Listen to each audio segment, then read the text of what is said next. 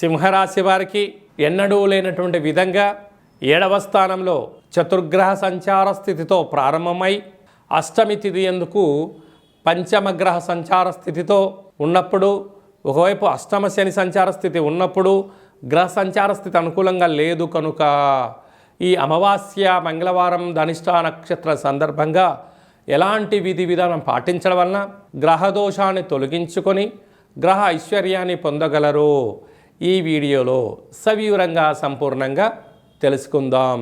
విశేషంగా సింహరాశిలో ఏ నక్షత్రాలు వస్తాయనగా మఖా నక్షత్రంలోని 4 పాదాలు, పుబ్బా నక్షత్రంలోని 4 పాదాలు, ఉత్తరా నక్షత్రంలో 1 పాదం కలిపితే సింహరాశి.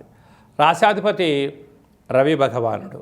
రాశిలోనే కేతు సంచార స్థితి, 6వ స్థానంలో కుజుడు ఉన్నాడు కనుక గృహాలు, వాహనాలు, షేర్లు, క్రయ విక్రయాలు వీరికి ఆనందకరంగా కనపడుతూ ఉంటాయి.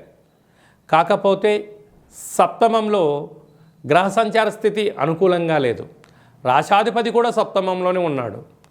అక్కడ మనకారకుడు అక్కడే ఉన్నాడు, కళత్రకారకుడు శుక్రుడు అక్కడే ఉంటున్నాడు, అలాగే బుద్ధికారకుడు కూడా అక్కడే ఉంటున్నాడు, వాస్తు నరదృష్టి కారకుడు కూడా అక్కడే ఉంటున్నాడు.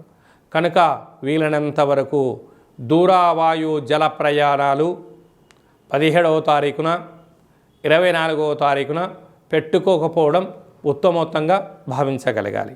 ఒకవైపు అష్టమ శని సంచార స్థితి ఉంది కనుక ఇలాంటి కాల సమయంలో గొడవలకు తావివ్వకుండా బ్యాంకు లావాదేవీలు, షేర్లు, వాహనాలు, వివాదాలకు దూరంగా ఉండడం, వీళ్ళతో మౌనంగా ఉండడం ఉత్తమోత్తంగా భావించగలగాలి.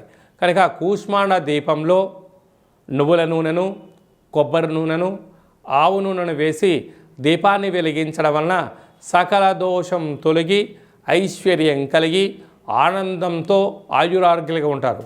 లేకపోతే అనేక రకాలుగా ఇబ్బంది గురవుతూ ఉండే పరిస్థితి ఉంటుంది. కనుక మౌనం, ధ్యానం, ఏకాగ్రత, సత్ప్రవర్తన, సూర్య నమస్కారం అవసరం అని చెప్పి కూడా భావించగలగాలి.